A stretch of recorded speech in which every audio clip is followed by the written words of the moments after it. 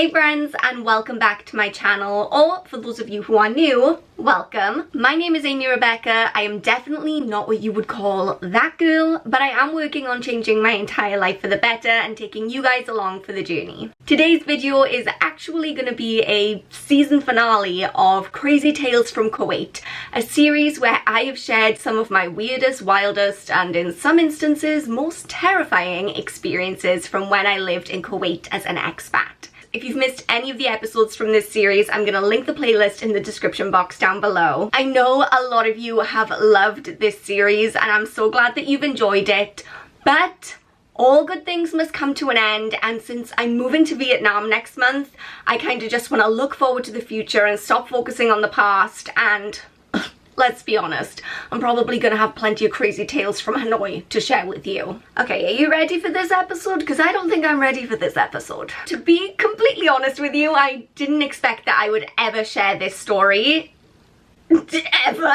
Because the events of today's story culminated in a legal battle. So buckle up, because it's a freaking wild ride. So in today's story, we're going to be talking about how and why I ended up filing a lawsuit against the school that I worked for when I was in Kuwait. The first thing I need to say to you guys is that I cannot disclose the name of this school, and I have a lot of people in the comment sections and also messaging me, emailing me, asking for the name of the school, but my hands are legally tied, and so please stop asking me because I can't tell you. What I will say is that this school gave red flags from the very beginning. Like, even the interview process was really strange. It was more like a sales pitch. It was more they were selling me how great this place was to work at, as opposed to me trying to convince them that I was a good teacher that they should want to hire. And then even after I accepted the employment offer, it was really sketchy. Like, they would just ghost me and not answer basic questions like,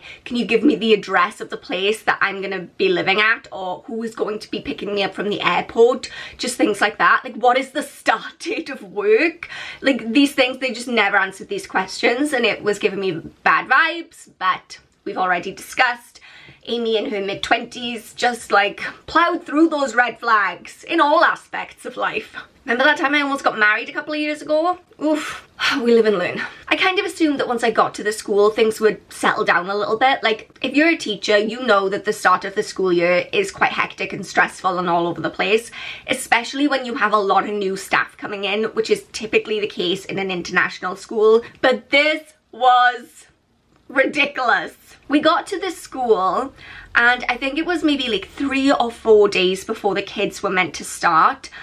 It wasn't finished. Like, there were builders in building classrooms, rubble everywhere, and I'm like, are we gonna have a school for these children to be in? Amazingly, we did, so like kudos to the builders because that was really impressive. Oh, but it just kept getting worse and worse from there. I could make 1,000 videos detailing 1,000 experiences that I had at this school that were weird or uncomfortable or downright appalling, and I still don't think it would convey what it was truly like to be there, because it was the feeling. It was this crushing feeling of never knowing what's going to happen next, a feeling like you can't trust anyone, of just the constant stress. I mean, I laugh about it now.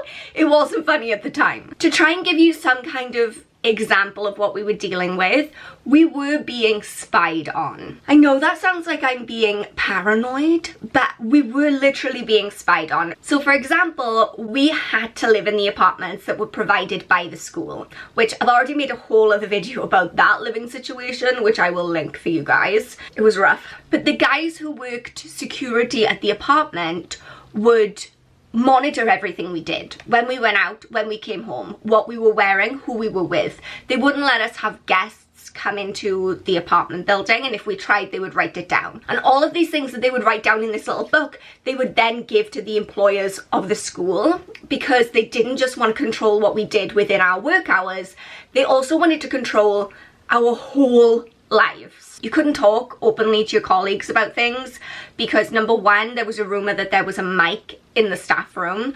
I don't know if that was true, but number two, things that you would say would always get back to management. So someone was in there listening and reporting things back.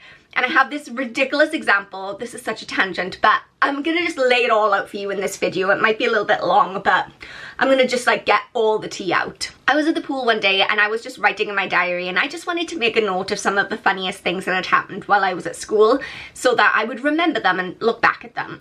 So I asked the other teachers, like, do you have any funny memories that I could write about in my diary? And the next day, not just me, but me and both of the other teachers that I lived with were called into the principal's office to ask why we were plotting to write slanderous things about the school. And we were like, what? Someone had taken the fact that I was writing in my own diary about like experiences from the school, had taken that back to the owners of the school, and they had interpreted that as us trying to spread slander. I wonder what they would make of this. It was such an unstable environment to work in. You did not know where you stood one day from the next because people were just like fired, just turned up to work and then told to leave. Like in that other video where I talked about how my friend disappeared in the middle of the night and we still don't know where she is.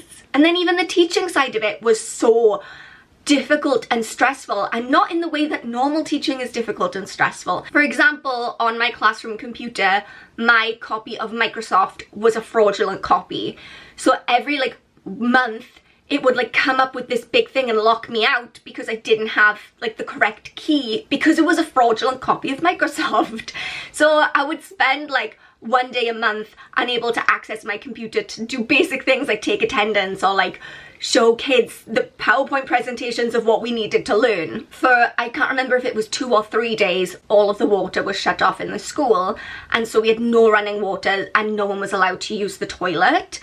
And they didn't want to close down the school, even though I'm pretty sure that's against like basic human rights to be able to pee. They didn't want to close down the school, presumably, although I don't know this for sure, presumably because if they did that, they would have to reimburse parents for those days that the kids weren't in school. I was teaching 6-year-olds, which is really fun because if they can't pee all day from 7 o'clock until like 3:30, guess what? They will just pee their pants and then cry. Not to mention the fact that we had the most limited access to the most basic resources.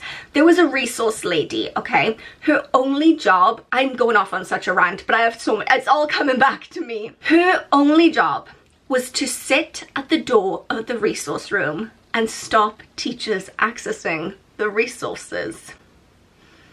There was a whole room and it was bigger than this room, and it was like floor to ceiling of like pens, pencils, highlighters, papers, everything you need to teach. And you would have an allowance of like, I think it was 6 pencils a week for a class of 31 students. And if you didn't bring back the pencil nubs from the used pencils, you wouldn't be able to get new pencils. You had to trade your old pencil nubs for new pencils. That was the only way to get pencils. Teaching 6-year-olds, mind you.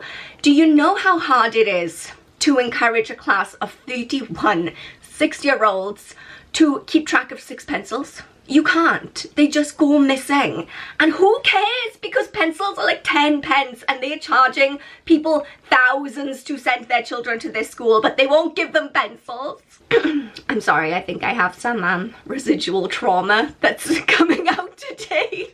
Anyway, as you can imagine and see from the way I am still reacting to this, it was very tense. It was a very stressful work environment, and by the time the end of the year came around, oh my gosh, you could just, the tension was palpable in the air. We knew that they were gonna try and pull something on us, the owners of the school. It was really unsettling because the way our contracts work and the way that a lot of teaching contracts work is that you don't work throughout the summer months, so they take your salary and split it between 12. Even though you may only be working like 10 months, they still take the total and split it by 12. Which meant that for teachers like me, who were not going to be returning after the summer, you would be picking up 3 paychecks at once. It would be June, July, and August. When someone has 3 months of your salary and they are sketchy AF, and you just know something's going to go down, quite frankly, it's a horrible, horrible feeling. You're just waiting.